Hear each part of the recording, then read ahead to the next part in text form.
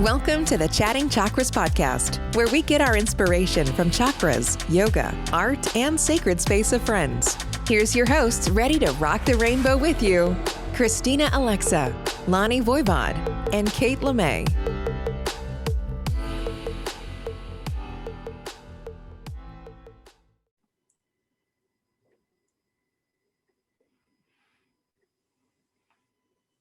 Well, hello, everybody, and welcome to today's Chatting Chakras.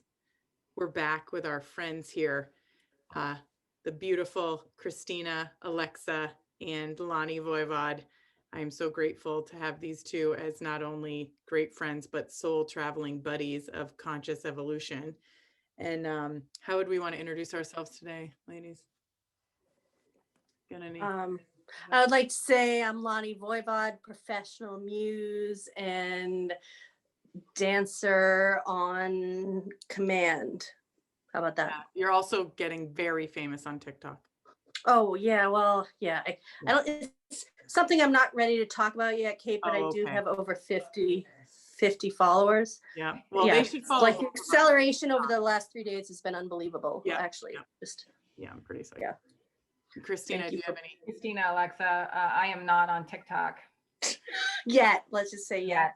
But when I do, I hope I have at least 50 followers. Yeah. I'll just say I never know how to title myself. Maybe you two can help with that. But spiritual yogi and owner of facilitator of Abhyasa Yoga Institute. So. And we're getting ready. Christina's launching a 300-hour program next week. So I think when this comes out, right? Like it'd be in this same week. So Christina's YTT is yoga teacher training for people that have never heard of YTT. And often people would take their 200-hour first, right, Christina? And then that's right. Is this a 500 or a 300? It's a 300-hour that gives you a 500-hour certification. So you do have to have a 200-hour certification under your belt from somewhere. It doesn't have to be through Abhyasa Yoga Institute.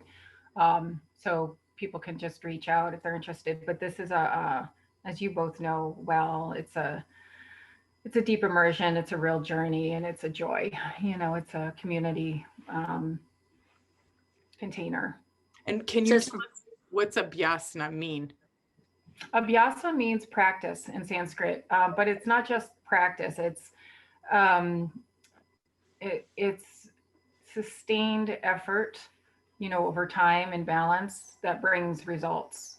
So it's the aspect of practice that walks hand in hand with vairagya or non-attachment, because through practice, all of our attachments come up physically, mentally, emotionally, spiritually.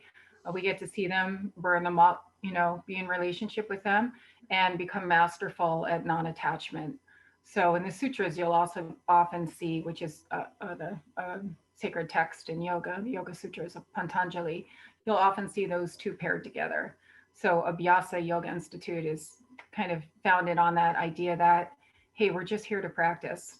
We're not, yes, we discover our own inner guru and teacher, but we're here to practice life together and see where that takes us, one baby step at a time, until we stumble on those little and sometimes very large victories. That's huge. Thanks for asking. Yeah, I love. So I think it's a beautiful segue on just since today is conscious evolution.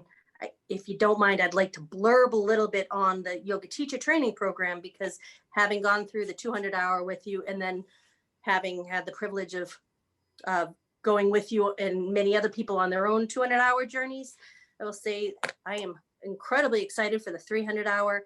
If you are, those listening, if you are a teacher or have been a teacher for a while, if you haven't yet taught, but you enjoy the study, the immersion of yoga and the science and the anatomy and the discovery and the philosophy and the spiritual deep dives, if you thrive in community, which right now is an amazing sentence to say, because we have all had the last year in a culture that we've never experienced collectively before. So if you are craving in your soul, and chances are you're craving in your soul, even in a way that you may not understand. Like I keep saying this to my husband and my son, that we're in a little 3-person pod and have like, we work and live and eat and we do everything in our house right now. And we really, the more comfortable I get without people, I'm a people person, and I almost don't know how to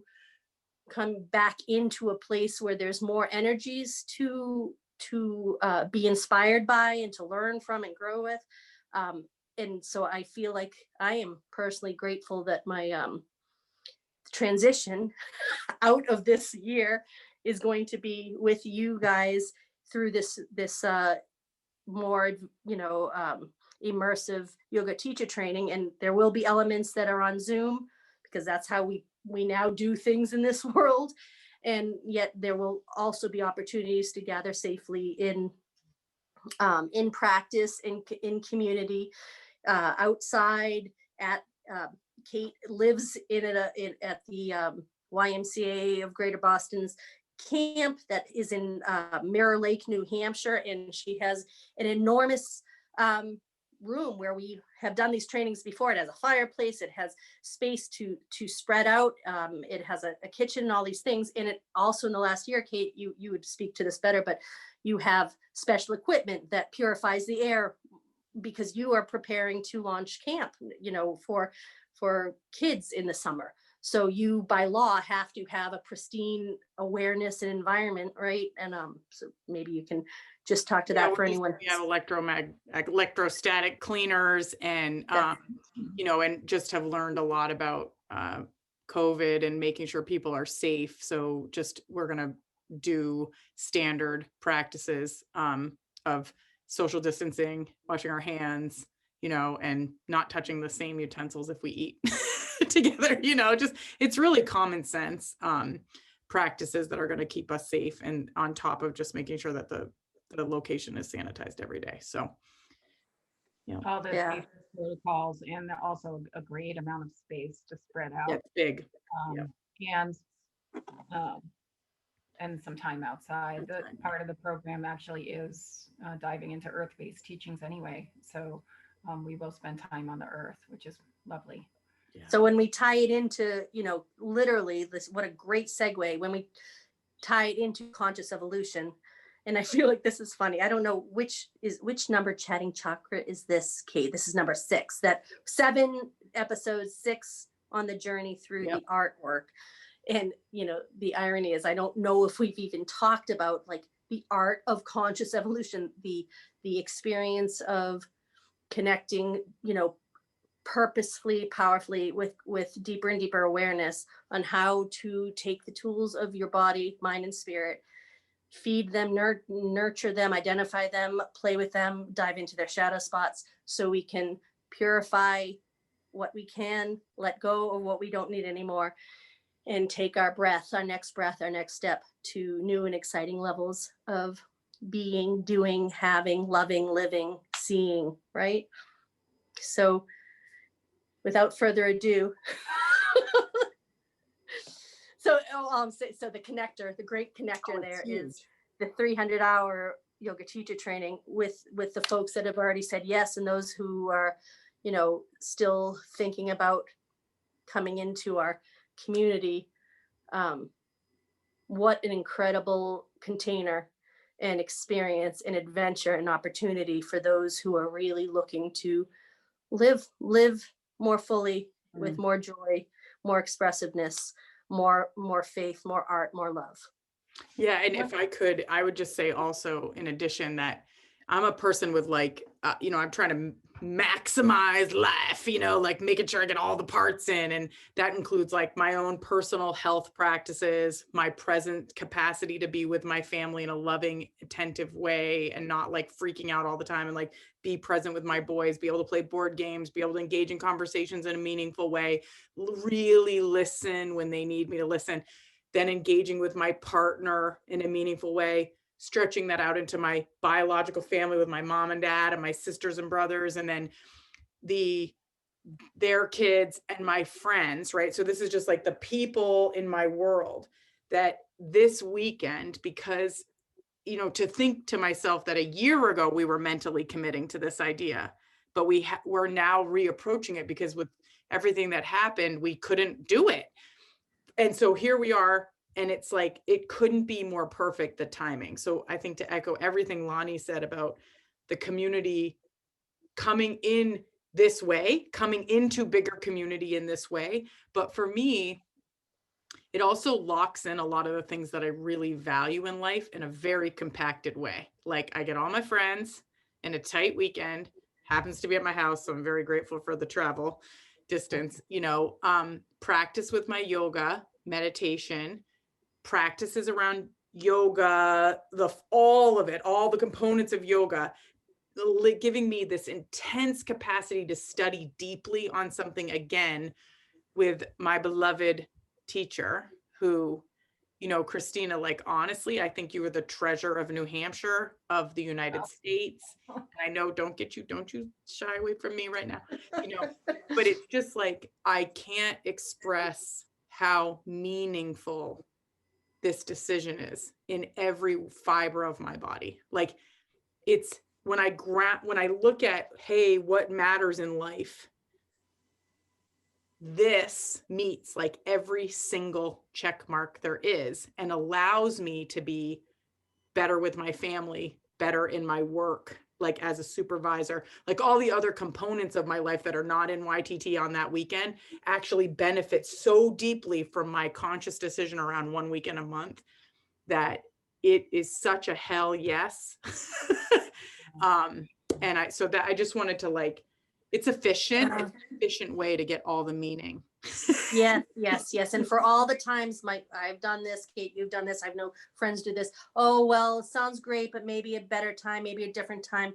Like when I tell you, like, if I could fall on my knees and communicate this one thing, there's not a better time, just very seldom shows up. Things change in our worlds. If you have any little nudge to just step forward, you know, and if you can, please don't worry about the how. Christina, you know, does guide. We are here to help and guide. Like the hardest thing is just saying yes and moving past that place of resistance. You know, step in, you will be held, you will go on a distinct journey that is not common.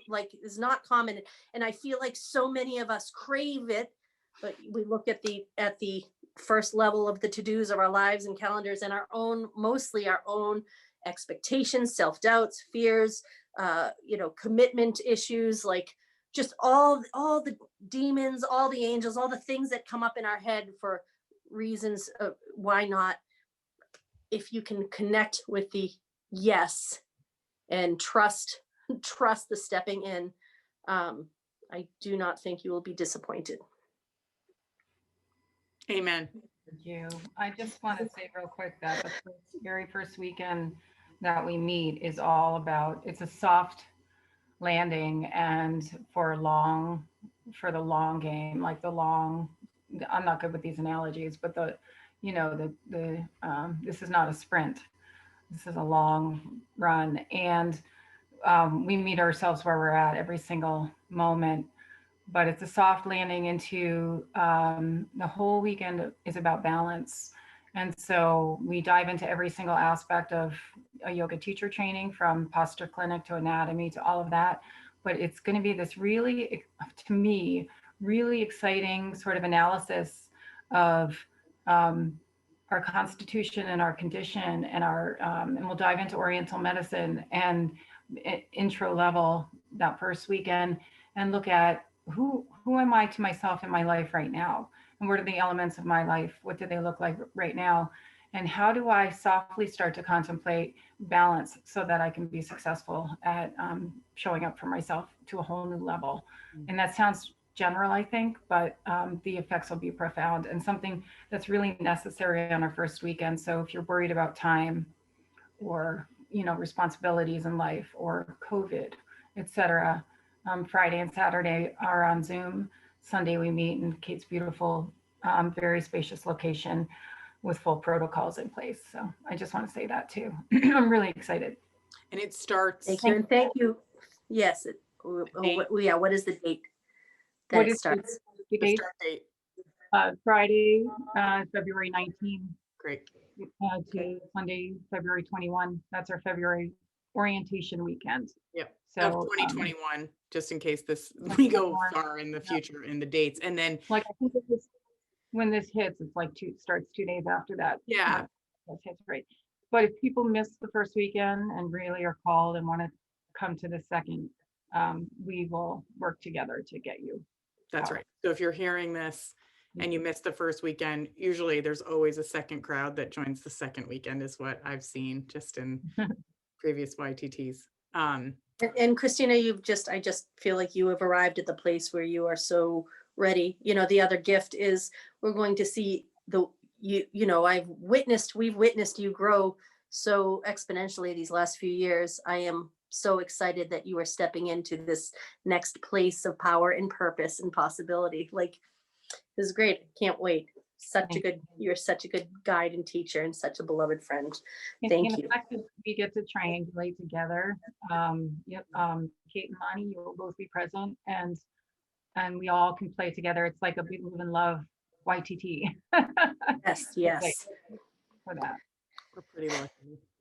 So perfect. So all that really also is all part of this conversation of conscious evolution.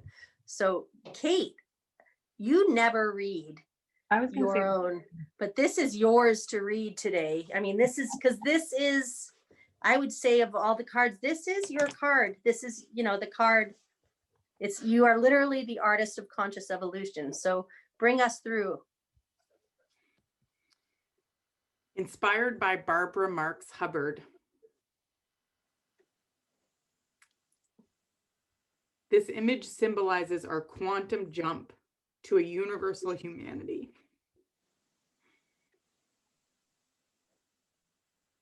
We participate consciously in our evolution.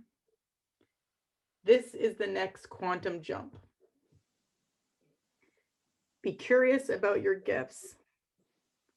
Be conscious about your choices. Live on purpose. Create conscious communities and leave this world a better place. And the mantra is, I am conscious and curious. There's a reason I don't read my own work because each one of these is so deeply connected to my heart that always, we know the rule that when your heart is open, water will come out of your face. So this painting is inspired by Barbara Marx Hubbard. So let me tell you a second about who Barbara is. She was a woman that I maybe met in her 80s, and she passed away in her early 90s.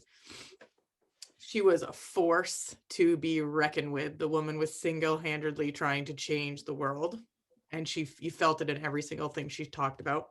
This is her image that the painting is dedicated to. So this wheel is her conscious evolution wheel. So Lonnie this is the painting that matches this image, right? You can kind of see it. And essentially the swirling spiral is no thing to the Big Bang, to universe, earth, life, animal life, human life. And, she'll do a thing where she says single cell organism, multi-cell organism, mammalia, reptilia, whatever. And that this wheel here, the circle in the middle of the painting, represents the memory of the past and the memory of the future. And she has this this is what it actually is on the inside, which is like global co-creators working together with golden innovations and planetary DNA around areas of health and infrastructure and justice and media and relations and science and spirituality and arts, economics, education, environment, and governance. And in the middle is communion, pioneering souls in communion. I mean, she's a deep woman. Right? And this. Okay, what is that? What are those called, in case anyone wants to Google them and look at them? Well, I would look at, it's called Cosmo-erotic humanism. The chart, right, the sacred story of creation of Barbara Marx Hubbard. The just cosmo-erotic humanism. Cosmo-erotic humanism. Well, those will be the three most fascinating triads of words I'll hear this month. I am sure of that. The wheel of co-creation 2.0. And she says, it says homo amor, which means for the love of human, I think. The new human and new humanity, unique self-synergies and symphonies, joining genes to joining genius. I am a configuration of intimacy and desire who is intended, recognized, chosen, adored, desired, and needed by all of reality. And then eros, sources, ethics. So she's bringing in ethics. I mean, there's so much in this one. So, you know, what I think, you know, for ha-ha-has is like, I don't even think I really know what's really in here. I mean, it's so big, right? And this woman, this is, you know, there's this little teeny book she made that's called like 52 Codes for Conscious Evolution. And like, every single sentence is so, it's like every yoga book, Christina, right? It's all dense and thick and every sentence means a million things. But this woman, what she would do, Barbara Marx Hubbard, is she would make little memes and little sentences that made things sticky so that she could communicate really effectively. And a teeny little bit about the backstory of this painting was that I happened to fall into a course with her called the Agents of Conscious Evolution, the ACE training. And I was really broke, had no money. I emailed the people and was like, can you give me a scholarship? They gave me a $400 scholarship. So I paid $400 for an $800 class. And like maybe, I think in like the second to last lesson, there was a meditation that made my, I was laying down listening to it. It was like a chakra based meditation that I had never heard before, that this is the thing that launched this project. Like I was laying in my bed and it was like, I felt like my heart was going out of my chest. And I was like, what's happening to me? And then I got the download of the dream that became this whole project, right? And, you know, so I don't know what to say. Ultimately, Lonnie and I ended up on a trip to LA. Like when the culmination of this experience of making all this art, Lonnie and I went to LA and we got to meet Barbara. We didn't get to shake her hand. I mean, but we met her best friends. Remember, Lonnie? We did. And we were in the same room. And we met the people that run her ranch, and just, I don't know, you could see how emotional I got when I even Hummingbird Ranch, right? Ranch. Yes, I know that's so without knowing Barbara, she's a luminous, luminous being. If you ever do watch videos with her, she has a luminescence about her. When she speaks, there is a joy that comes out of the screen. She has found and worked toward and cultivated a life of radiant joy. And I mean, yeah, thank you, Kate. Activated that in thousands of people, because yes, everyone's like, I will tell you, in the ethos of the world right now, I'm hearing the words conscious evolution a lot more than I did 10 years ago. And I actually, at the trailer of every one of these videos is her name. And I'm like, hell yeah, like we're rising, you know, these agents of conscious evolution. So that's 2 hell yeahs in this show already. And so anyway, so that's what I got. It's in indigo, it's in clarity. There's a lot of energy around this in the heart space and in the mind space and in the energetic space. Thoughts? Yeah, I'm really moved to hear you read, Kate. That was beautiful. It was really beautiful to, I think you should always read to have your heart pour through that painting. And it's an honor to work with your work as it comes through you. I'm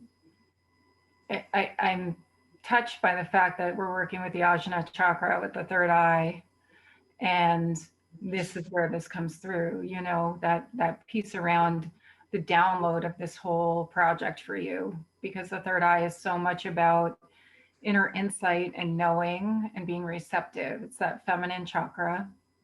And so we have to first make space in this world. We always talk about it of doing, you know, at least pre-pandemic, right? All this being on the gerbil wheel of doing, if we don't stop and make space like you did with that meditation, with meditation in general, but not just that, with some willingness and openness. I think that's a companion understanding or idea to being receptive in the feminine chakras. By feminine, I mean just feminine principle, being a yin, in the yin yang spectrum. The feminine is the yin quality, the container holding, the listening, so that we can receive insight and knowing that is already there. It's knocking at our door. It wants to come in. We are meant to be vessels to channel information as it comes through us, each independently and uniquely, to co-create this beautiful conscious evolution that you're talking about, Kate.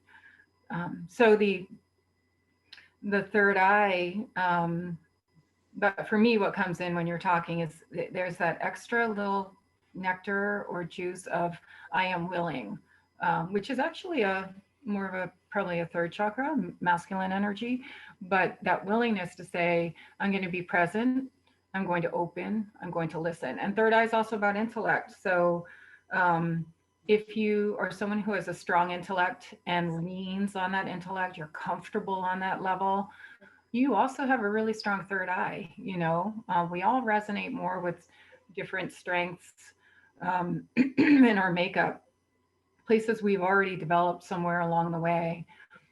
If you lean into analysis and, you know, I have to think things through, you may also experience blocks on the mental level when you're out of balance, which can look like excess inquiry. Well, what if, and should I have done this?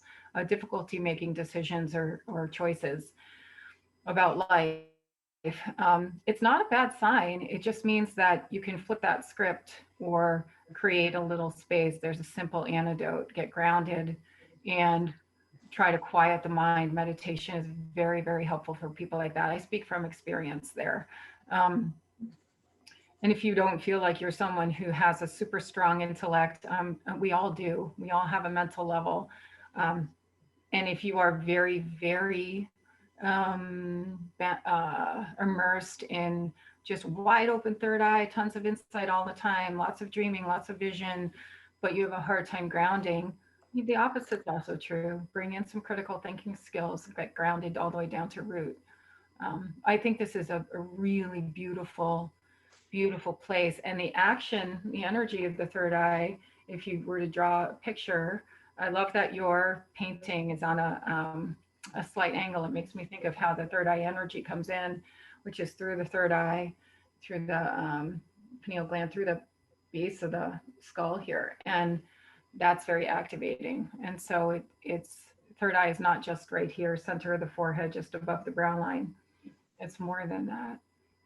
And the color, as we know, is indigo. So we're all kind of sporting a little bit of that color. If you could see the frames, which to me is like closing our eyes, asking the third eye to open, and then dancing in the cosmos, the inky black cosmos everywhere, the vast unknown, the mysteries, which is all the feminine yin quality, where we can then receive, and to not be afraid of that. Not be afraid of that journey, and then look for those little pinpricks of light, like the stars in the night sky. I love that. And I will confess that I set up my camera here to sit in front of Alan's side of the office that has the indigo wall, because I was like, yeah, let's bring it in. So that, between that and the Star Wars stuff, I love it. Inky, scene change on sky. purpose. You know what?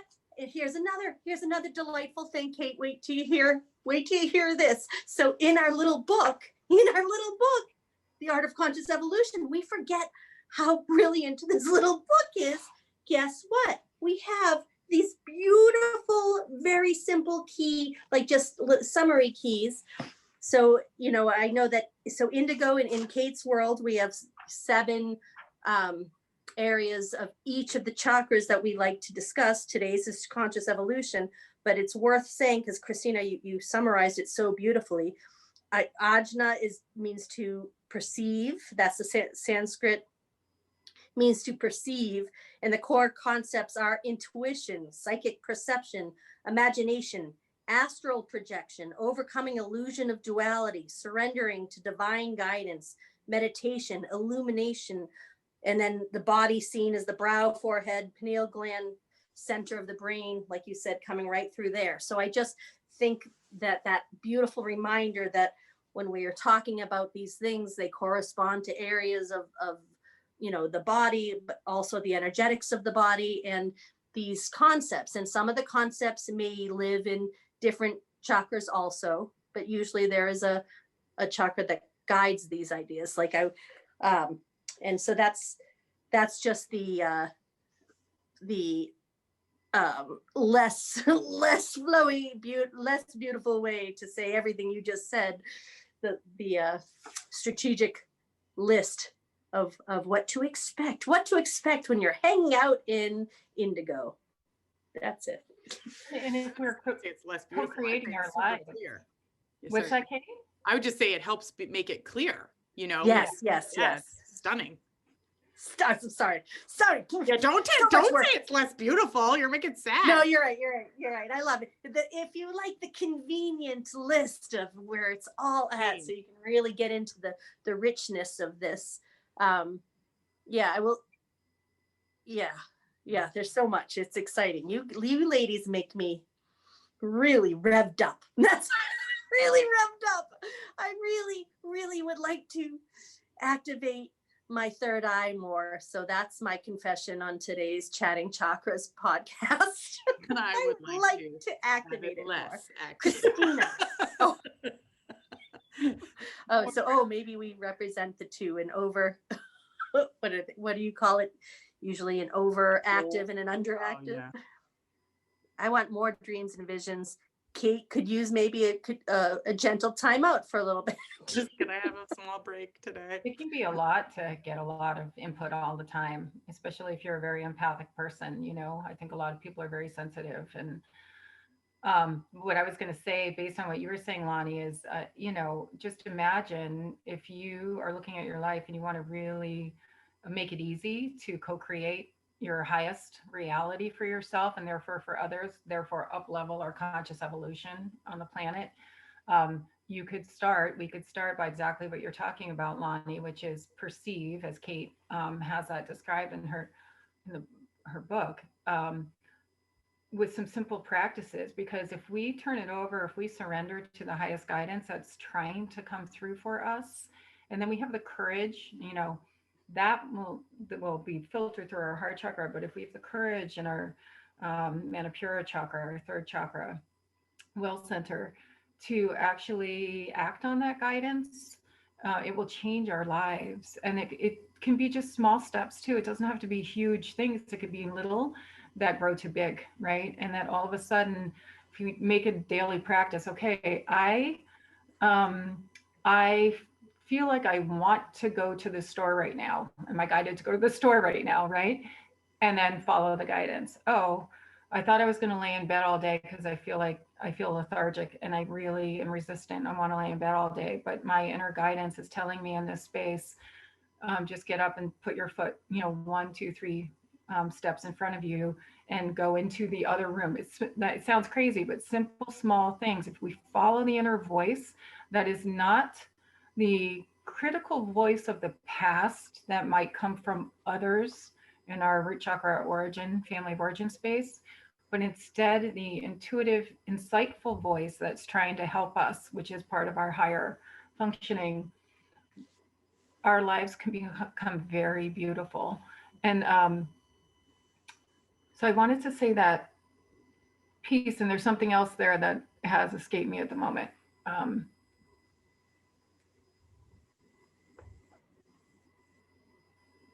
Yeah, it's gone. It'll come back. But basically, the practices I feel like it might be a good time to just tell people what kind of practices we can do, and we can all chime in there. I know one that helps me a lot, besides meditation, can seem elusive because we can deal with the chatty mind, but that's part of the process, is to witness, to observe the inner chatter until it quiets, to shift our attention away from it. Don't try to stop it short necessarily, but imagine that the chatty mind is the TV on in the other room. Give the mind something to do or play with so that we can be present with the breath. But also working with pranayama. I'm a big fan of deepening our practices with breath work. And so you could study forms of pranayama, particularly the alternate nostril breath, because inhaling and exhaling alternate nostril, we don't have to go over that right now, but if you pursue that, study that. I have a ton of pranayama on free pranayama videos on my alexaflows.com website.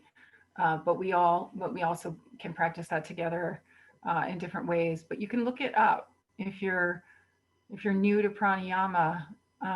We can also work with intention as we're falling off to sleep, going into those deeper psychic spaces. I intend to remember my dreams, and to have the courage to, as Kate would say, dream big, to open ourselves up to our dreams, period, not just sleeping dreams, but guided waking dreams that want to manifest. Do either of you have other practices that you use to help, besides yoga and meditation and pranayama, to help with third eye? I have a very specific tip that I heard in a yoga class many years ago, and it never left me, and it thrills me to consider that it's meaningful. And so I'd love your thoughts on it. But it's sometimes in class I remember, or like I bring it in to share with students.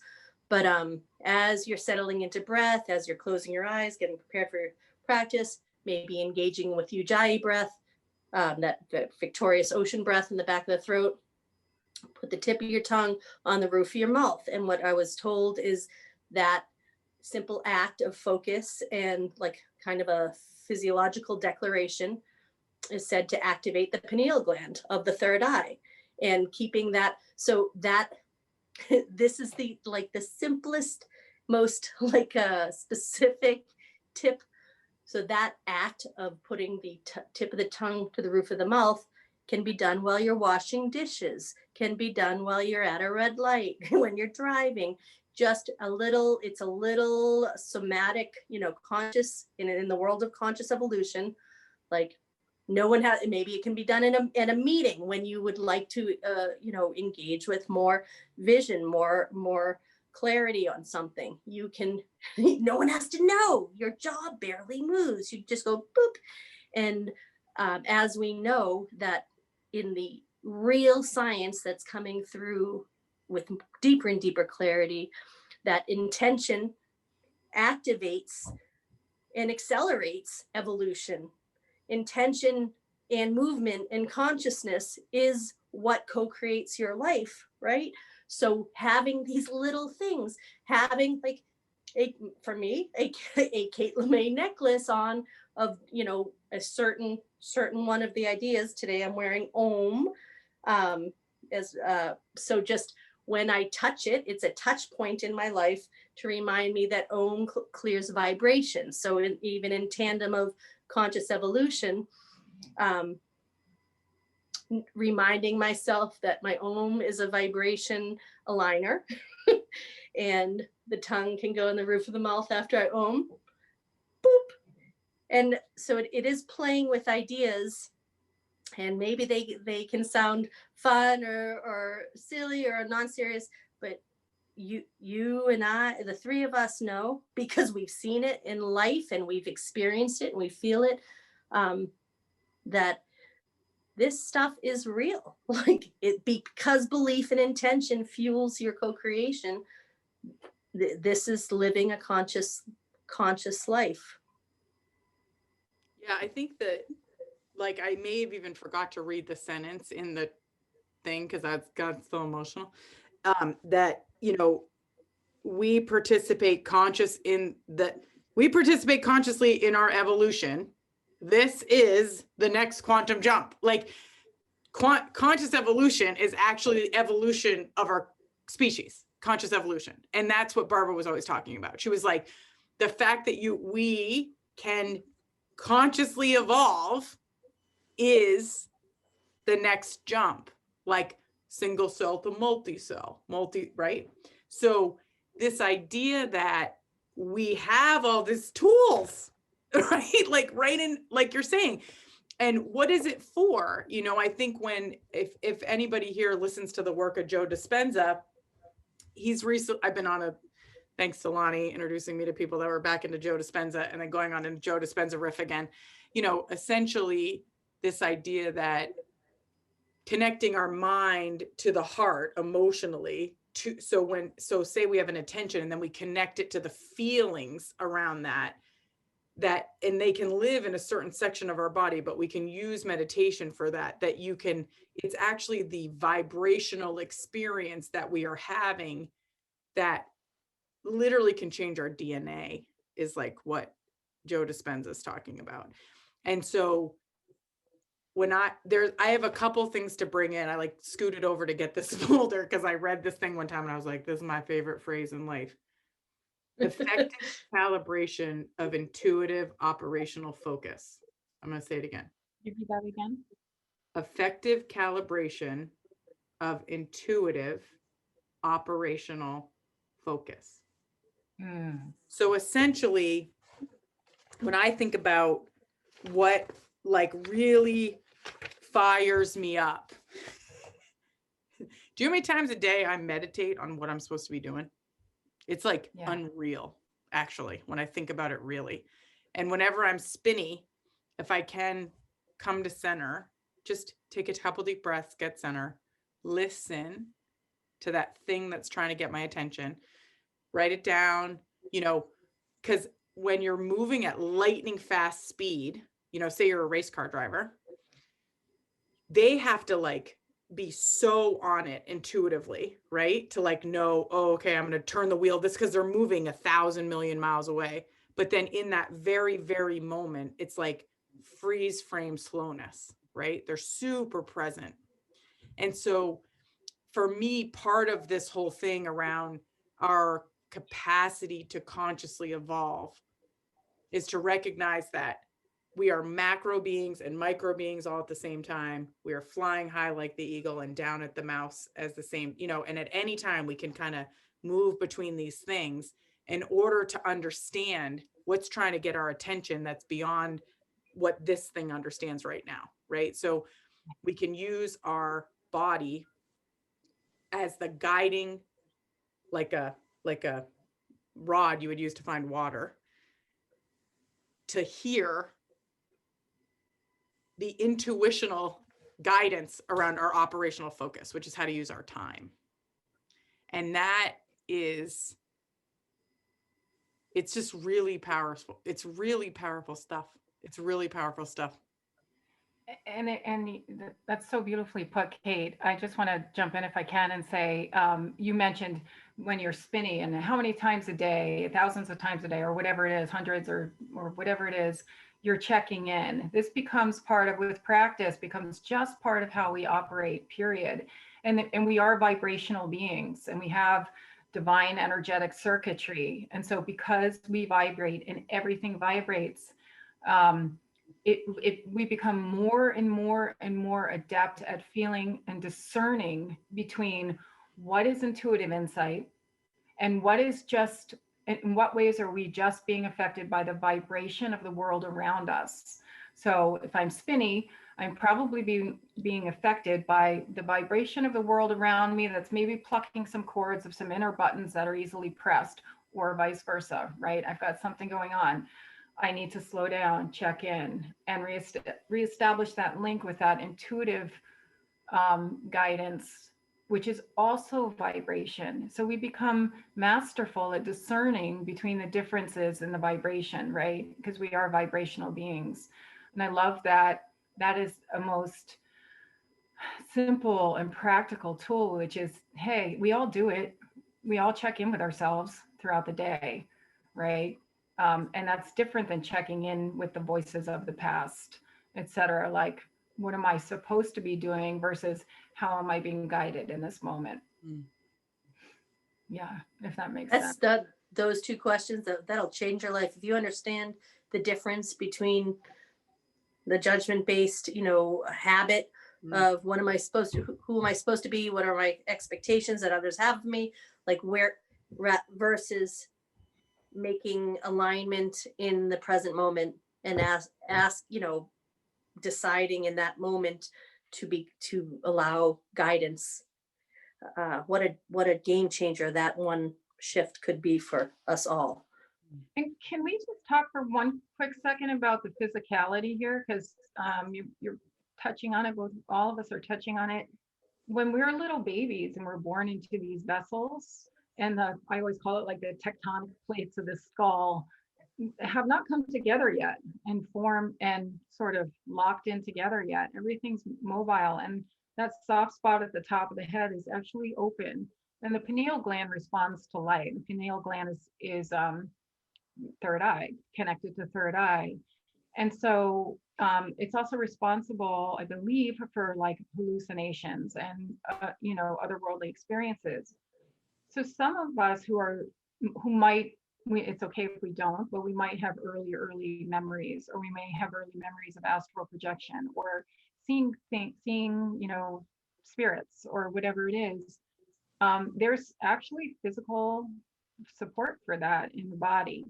And then as we grow older, that opening closes, right? And the skull becomes more sort of locked in. And the light that we're sort of manifestly in access of as babies growing into toddlers and older, then has to become an inside job, and we get more grounded. We become more here in this world to have the experiences that we're meant to have as we come here. So if we want to access that pineal gland, those and the third eye energy on that very physical level through those physical practices that translate to energetic understanding and intuitive understanding, then we become more willful about it. But I think it's fascinating to know that about ourselves, that when we're babies, we come in, we actually are having real experiences, whether they're remembered or not in this lifetime. Does that make sense? Mm-hmm. Yes. That's beautiful. I mean, my earliest memory is that, out of my body a lot. I remember watching my mom change me on the changing table from the ceiling and going, Mom, was the changing table later in life, was the changing table located here in that house? And did it look like this? And was it metal and blah, blah, blah? And she said, yes. Wow. I was just trying to validate for myself, oh, that's an early experience, because it's easy to go in and out when you're a baby. I believe we all have those experiences. We just may or may not remember them. And that's also connected to that space. That's incredible. And then, Kate, I'd just love to repeat. I mean, so even the mantra here is so lined. It's so good. I am conscious and curious. The practice of using mantra, to activate these intentions. So we have, the physiological tools, whether the tongue and the roof of the mouth, meditation, different senses using any kind of essential oils or fragrance that stimulates that gland. I actually don't know what to recommend there right now. Maybe peppermint or would be an energetic boost. Back to that, but using mantra, I am conscious and curious in your meditation, using that during your day, seeing what happens when you connect to this particular card's offering. Maybe you can summon the artwork in your mind's eye. Maybe you can keep it somewhere visible for you, whether it's in art or in the painting or the necklace or anything that grounds and supports your activation and your intention, to remind yourself that curiosity And conscious curiosity is how you access your divine guidance. Yeah, curiosity, it's a different thing, right? Than like using the word I am conscious and curious. It's just like curious, like I'm curious. Like there's so no judgment going into that, Lonnie. Thanks for bringing that up. I think that the other things I would offer is any postures or poses that ground the third eye physically on the mat is helpful for me in these practices. And also for me, journaling. This is where I journal, because I know you're receiving the guidance, but it's getting clear in here. So oftentimes when I'm trying to work something out, so say I'm getting a conscious hit of something, usually in the form of sensation in my body that I do not understand how to describe. Like actually, when I got on the call today with you guys, I'm like on the verge of tears. I don't know what's going on, right? So then I would go to my journal and I'd be like, okay, I'm on the verge of tears, and or acknowledge, like, I feel in my heart a sensation of tears. And I just let it rip. I just let the actual feeling that I don't know how to describe rip in the page. And then before you know it, there's sometimes I get clarity on the first round. Sometimes it takes 3 or 4 hits before the actual thing that it wanted to emerge can show itself. Because this is, if you look at it as excavation and curiosity, like I don't actually know. That's why it's called conscious evolution. Like, it's not like I'm like, this is what I know. I don't know, but I know I'm having a feeling, or I know I'm having guidance, or I know I'm getting a hit, usually in the form of some kind of feeling. And oftentimes it's uncomfortable for me. I'm not the one that's like, I am feeling so amazing as I journal. Usually, every once in a while I'll be like, I did it. I finally did this, like Christina, when you began, when we were talking about the practice, where maybe once every 27 years, there's a day where like, oh, there we are. It all paid off, but it always is paying off. I think I'm a big enjoy the journey kind of gal. I absolutely do not think the destination is what any of this is about. It's just that it's sometimes nice when you get to the destination and you're like, oh, it's just exactly what I thought I was going to do.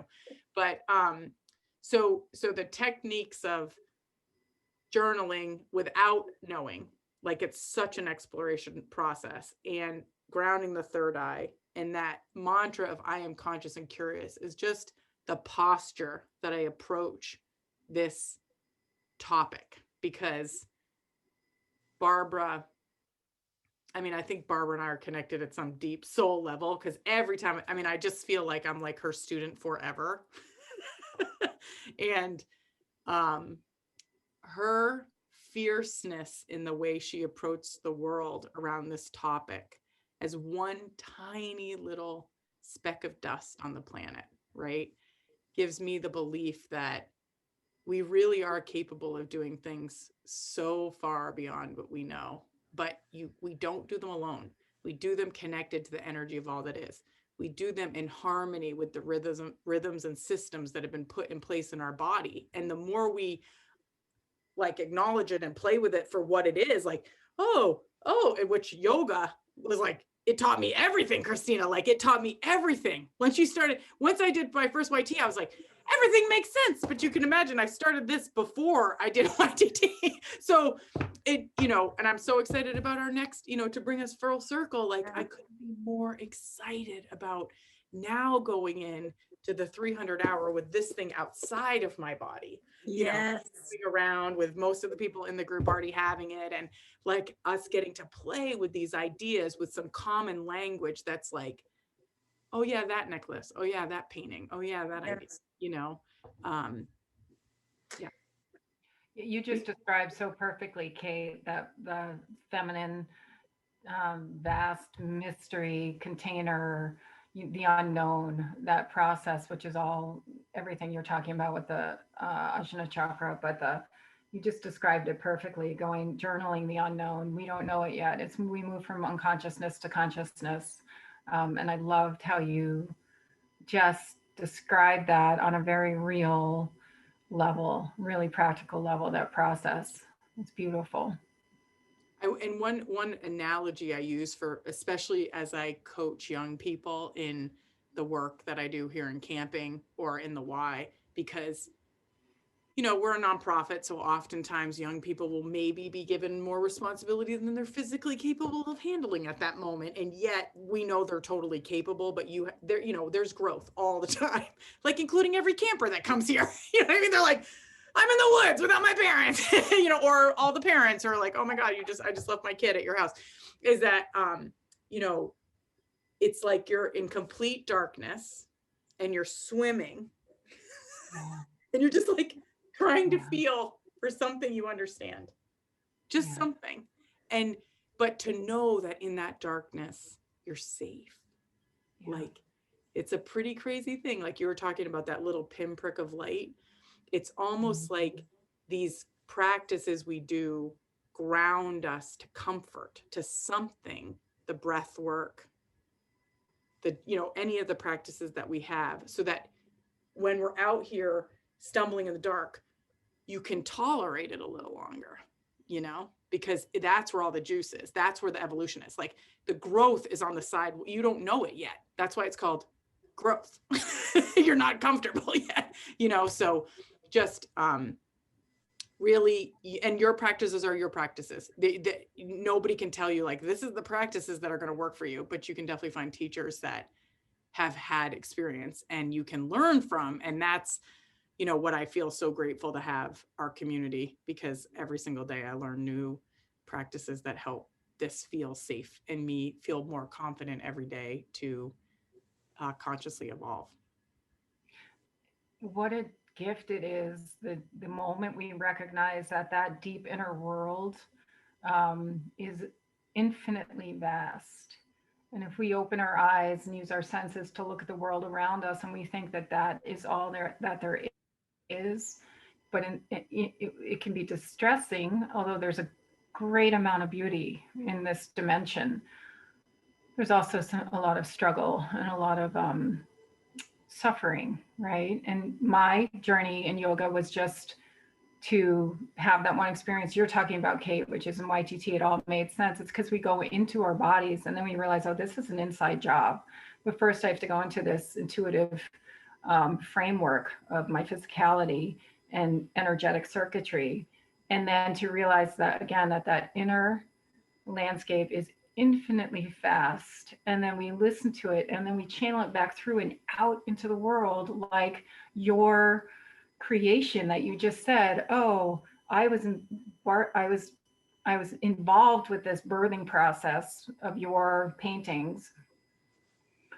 You were involved with it, and then you hit YTT, which was some kind of beautiful sacred marriage there. But now you're happy to have this outside of you. But how beautiful is that process? That's the way all things are created, right? All amazing pieces of music are channeled, and ideas and inventions, and the artist of conscious evolution.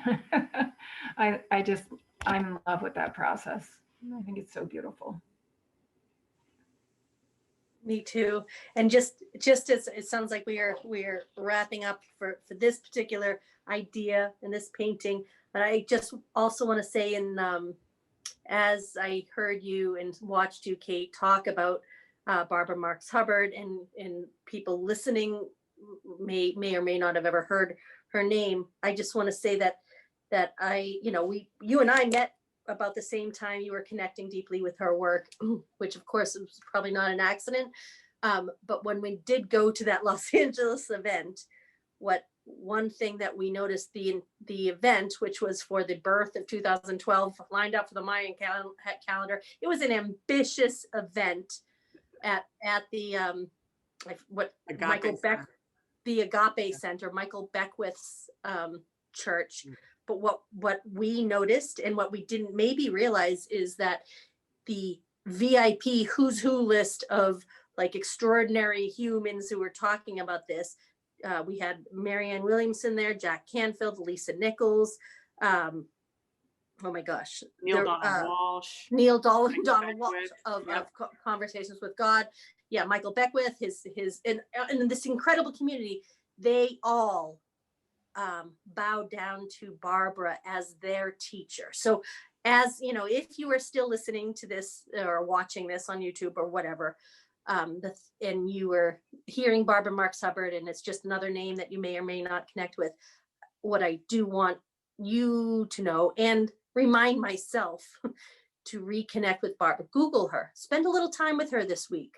See, you know, be curious, be conscious and curious, and know that this woman who did pass away, what, 2 years ago? Did she, in her 90s? Was that, I think, that she was the teacher of teachers, that she activated many of these ideas, and each of these best-selling authors, thinkers, dreamers, doers, who were the leaders on this big stage and broadcast to so many countries. That event was a huge event. They looked up to, and you should have seen and felt the reverence that these people ascribed with so much love and gratitude to Barbara. So I think even for me, I want to be reminded of that, to re-engage with Barbara more deeply. And you know, I know Christina probably will. Kate, I know that she's constantly in discussions with you in the other realms. So, like, well, and I can attach her. They've made a couple movies out of her, some Gaia series. So what I'll do, because we can give them away, I'll put them. I'll hyperlink them here. So I'll hyperlink the pranayama practices that Christina was talking about earlier from Alexa Flows, and then I will also hyperlink this stuff about Barbara. So people, if you just happen to be seeing this and you got a little extra bingey Netflixy time available to you, like, just go down the rabbit hole with Barbara, because you can't help it. She's such a luminous being. She just like activates your soul. Well, at least for me, obviously. But I was just like, I'm so activated by this woman every single time I watch her. I'm just like, yes, Barbara, yes. You know, and awesome. She's just, anyways, that's all we can say. Because I mean, literally, we could go down 75 more minutes of talking about this. But ladies, that was a lot of territory. I feel like. What do you think, Christina? You feel like there was a lot of territory covered today? I just have to, and I'm not going to go on about it, but again, the poetry of two words that go well together: conscious and curious. Conscious curiosity. Without curiosity, as you both have said at different times, you know, consciousness is a thing, but combine it with curiosity, and there's great openness. It creates great openness, and we can receive so much from that. So thank you, Kate, for hearing to put those two words together. Thank you, universe, for giving us to us. I want to clap. There. All right, everyone, until next week, we love you. We hope we knocked your socks off with this episode. This pretty much would have transported you into another planet potentially. And if not, you should check out those links, because it might. And don't forget, stay conscious and curious, my friends. And we'll see you next week. Thank you. Namaste. Yeah.